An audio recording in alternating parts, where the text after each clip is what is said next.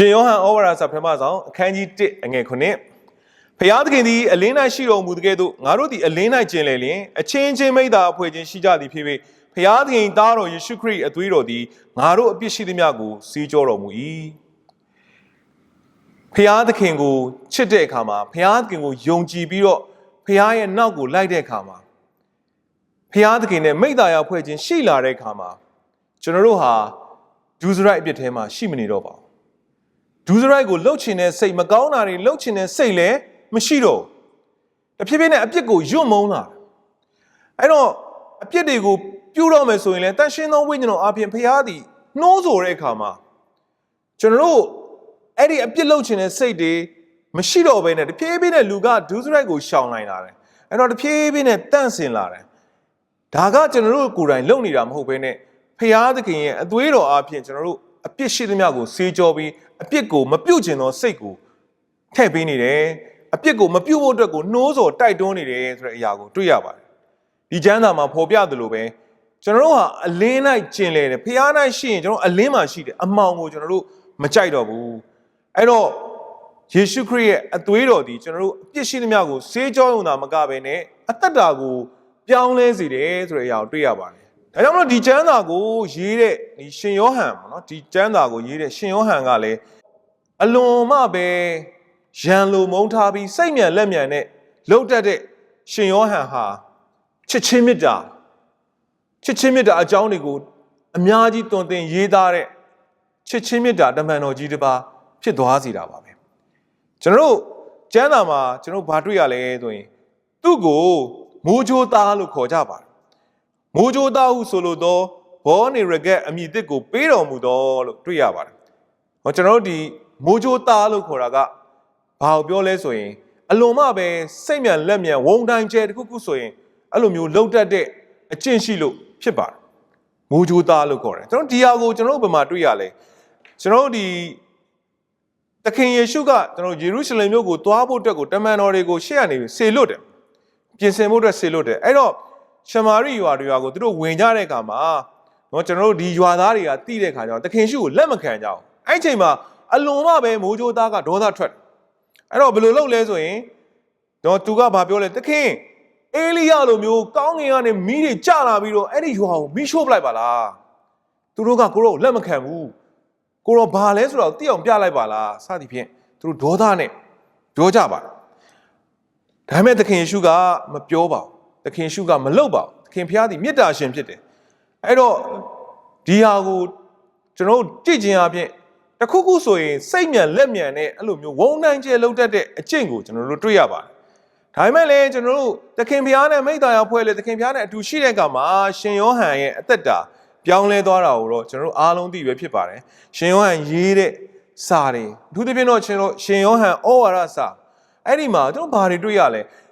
ဖျားသခင်ချစ်ချင်းမေတ္တာဖြစ်တော်မူ၏ချစ်သူတို့အချင်းချင်းချစ်ကြပါနော်ဖျားသခင်ဖြစ်ပွားစေတော်မူသောသူကချစ်တတ်တော်သူဖြစ်တယ်စသည်ဖြင့်မေတ္တာအကြောင်းတွေကိုတွင်ကိုရေးသားပြီးတော့တွင်သင်ထားတာကိုကျွန်တော်တွေ့ရပါတယ်မေတ္တာအကြောင်းတွေကိုရေးတဲ့မေတ္တာစာတွေကိုရေးတဲ့အချင်းချင်းချစ်ဖို့အကြောင်းတွေကိုအဓိကတွင်သင်တိုက်တွန်းတဲ့မေတ္တာရှင်တမန်တော်တစ်ပါးဖြစ်သွားတယ်ဆိုတော့ကျွန်တော်တို့တွေ့ရပါတယ်ဒါကပါလေသခင်ဘုရားနဲ့တူနေထိုင်ရင်းနဲ့သခင်ဘုရားရဲ့သူ့ကိုပြောင်းလဲပေးလိုက်တဲ့အရာဖြစ်တယ် aggressive ဖြစ်တာကနေပြီးတော့ love ချစ်ချင်းမေတ္တာဆိုတော့ကျွန်တော်တို့ဒီမှာလည်းတွေ့ရပါတယ်မိုးကြိုးသားလို့ခေါ်တဲ့တကယ်ကိုဝုန်းတိုင်းကျဲပြီးတော့လှုပ်တတ်တဲ့အကျင့်ကနေပြီးတော့တကယ်ကိုချစ်ချင်းမေတ္တာနဲ့တီးခံခွင့်လွှတ်တတ်တဲ့နားလည်တတ်တဲ့တမန်တော်ကြီးရှင်ယောဟန်ဖြစ်သွားတယ်ဆိုတော့ကျွန်တော်တို့တွေ့ရပါတယ်ဒါကယောဟန်ရဲ့သက်တာမှာအဓိကပြောင်းလဲမှုတစ်ခုဖြစ်ပါတယ်ဒါကြောင့်မလို့ကျွန်တော်တို့တစ်ခါကြရင်မုန်းနေတာရှိတယ်မချစ်နိုင်တာတွေရှိတယ်ဖခင်ကိုများများဆုတောင်းဖို့ပဲဖြစ်ပါတယ်ဒါဆိုကျွန်တော်အသက်တာကိုယောဟန်ကဲ့သို့ဖခင်သခင်ဒီပြောင်းလဲပေးတဲ့အခါမှာကျွန်တော်တို့လည်းချစ်တတ်တော်သူတွေဖြစ်လာမယ်ဆိုတော့တွေ့ရပါတယ်နောက်တစ်ချက်ကျွန်တော်ဘာတွေ့ရလဲဆိုတကယ်ကိုပဲကျွန်တော်တို့ဂုံတူးတွေကိုယာတူးဂုံတူးတွေကိုမက်တယ်လောကအရာတွေကိုပဲစဉ်းစားတတ်တဲ့သူကနေပြီးတော့တကယ်ကိုနှိမ့်ချပြီးတော့ကောင်းကင်အရာတွေကိုစဉ်းစားတွေးတောတတ်တဲ့သူတယောက်ဖြစ်သွားတယ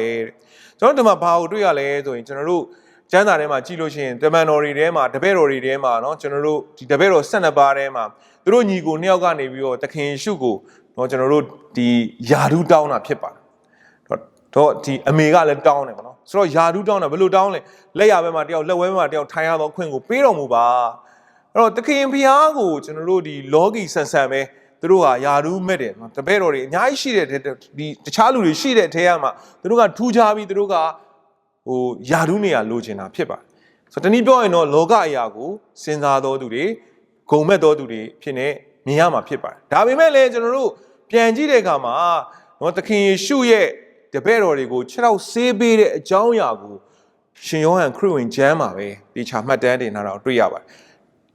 ။ record လုပ်ထားတာတွေ့ရတယ်ရှင်ယောဟန်ကဒီဟာကိုတော်လေးကိုသူသခင်ဖျားတင်ပေးတဲ့တပည့်တော်တွေကိုသူ့ရဲ့တပည့်တော်တွေပြန်ပြီးခြေထောက်ကိုတေချာဆေးပေးတဲ့အရာ service ပေးတဲ့အရာကိုတွေ့ပြီးတော့ခေါင်းဆောင်မှုဒီအစိခံခြင်းဖြစ်တယ်ဆိုတဲ့အရာကိုကောင်းကောင်းနားလည်သွားတဲ့အခါမှာသူတောင်းခဲ့တဲ့ယာဒူးတွေသူမမက်တော့ဘူးခေါင်းဆောင်မှုဆိုတာသူတစ်ပါးကိုစေစားဖို့မဟုတ်ဘူးအစိခံဖို့ဖြစ်တယ်ဆိုတဲ့အရာကိုသခင်ဖျားကောင်းကောင်းတုံတယ်အဲ့ဒါကိုလည်းရှင်ယောဟန်ကကောင်းကောင်းကြီးသူမှတ်တမ်းတင်ပြီးတော့မာနတွေနော်မနှိမ်ချနိုင်မှုတွေဒါတွေကနေပြီးတော့နှိမ်ချခြင်းကိုပြောင်းလဲသွားတဲ့အရာကိုကျွန်တော်တို့ပြန်တွေ့ရပါတယ်။နောက်တတိယပြောင်းလဲမှုကတော့ဗာလဲဆိုရင်ကျွန်တော်တို့ကြောက်ရွံ့မှုကနေပြီးတော့တတ္တိရှိခြင်းနော်ဘုရားသခင်နဲ့တူတတ္တိဆိုတဲ့အရာကိုပြောင်းလဲသွားတယ်။ဒီနည်းပြောရင်တော့ကျွန်တော်တို့ဒီသခင်ယေရှုအဖမ်းခံရတဲ့အချိန်မှာတပည့်တော်တွေအားလုံးထွက်ပြေးကြပါတယ်ဘယ်သူမှသခင်ရှုနားမှာမရှိတော့ပါဘူးသို့တော်ညာလဲကျွန်တော်တို့သခင်ရှုကားတိုင်ပေါ်မှာတင်ခံရတဲ့အချိန်မှာကားတိုင်ချင်းမှာတပည့်တော်တပါးတော့ရှိပါတယ်အဲ့ဒီတပည့်တော်ကိုသခင်ရှုကသူ့ရဲ့မေတော်ကိုအပ်ပါတယ်အဲ့ဒီလူကရှင်ယောဟန်ပဲဖြစ်ပါတယ်ယောဟန်ကြောက်ပါတယ်သူများနည်းတူဒါပေမဲ့လည်းအချိန်မီပဲပေါ့နော်သခင်ယေရှုကားတိုင်အောက်မှာသူတတ္တိရှိရှိနဲ့သွားပြီးတော့ရက်ဆောင်နေတယ်မေတော်နဲ့သူဖေးမနေတယ်အဲ့ချိန်မှာပဲသခင်ရှုကသူ့ရဲ့မေတော်ကိုသူ့ရဲ့တပည့်တော်ကိုအပ်ပါတယ်ဆိုတော့ကျွန်တော်တို့ဒီမှာဘာတွေ့ရလဲဆိုရင်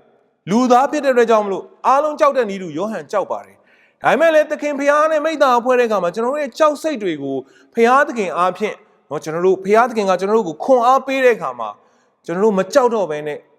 တတ္တိရှိသွားတဲ့ဘဝကိုရင်ဆိုင်နိုင်မှာဖြစ်ပါတယ်ချစ်တော်မိတ်ဆွေတင်လဲကြောက်တာတွေကြောက်နေတဲ့အရာတွေစိုးရင်ပူပန်မှုတွေများနေလို့ရှိရင်ဖျားသခင်နဲ့မိသားရဖွဲ့ခြင်းရှိရင်ကိုရောနဲ့တူရှိရင်ကျွန်တော်ကြောက်စိတ်တွေကအလိုလိုနည်းနဲ့ဖယ်ရှားပေးပြီးတော့တတ္တိဖြစ်တဲ့လောကကိုရင်ဆိုင်ရတဲ့တတ္တိဖြစ်တဲ့ကိုရောဒီပြောင်းလဲပေးမှဖြစ်တယ်ဆိုတော့ကျွန်တော်တွေ့ရပါတယ်။ဒါကြောင့်ချစ်တော်ညီကိုမောင်မတို့ကျွန်တော်ဒီနေ့တမန်တော်ကြီးယောဟန်ရဲ့အသက်တာကနေပြီးတော့ဒီဟာတွေကိုတွေ့ရပါတယ်။ဇာတိပဂတိစိတ်တွေကနေเนาะကျွန်တော်အလွန်တရာမှပဲမိုးချိုးသားလိုမျိုးစိတ်မြန်လက်မြန်နဲ့ aggressive ဖြစ်တဲ့လူကနေပြီးတော့ချစ်ချင်းမြတ်တာတွေနဲ့ပြေဝတဲ့သူဖြစ်ပြောင်းလဲသွားတယ်။ထို့တူပဲမာနတွေဂုဏ်တူးတွေကိုမတ်တဲ့လူအဲ့ဒီလူကနေပြီးတော့နှိမ့်ချသောအစီခံသောနော်ဖရာသခင်ရဲ့နောက်တော်လိုက်ဖြစ်ပြောင်းလဲသွားတယ်။ကြောက်ရွံ့တဲ့သူကနေပြီးတော့ကျွန်တော်တို့တတ္တိရှိသောသူနော်ဖရာသခင်အတွက်ဆိုရင်နော်သူ့ရဲ့အသက်တာကိုယ်တော်မှပဲအသက်ကိုယ်တော်ပေးရဲပြီးတော့နော်ကျွန်တော်တို့လုံးဝကိုကျွန်တော်တို့စက္ကပ်အစီခံတဲ့တတ္တိရှိသောသူဖြစ်နေပြောင်းလဲသွားတယ်ဆိုတော့တွေ့ရပါတယ်။အဓိကအချက်ကတော့ဖရာသခင်၌မိသားရဖွဲ့ဖို့ပဲဖရာကိုယုံကြည်စွာနဲ့ဖရာသခင်ရဲ့ပြုပြင်ခြင်းကိုခံဖို့ပဲဖြစ်တဲ့အတွက်အကြောင်းဒီနေ့နှုတ်ကပတ်တော်အဖြစ်တိုက်တွန်းခွန်အားပေးလိုပါတယ်။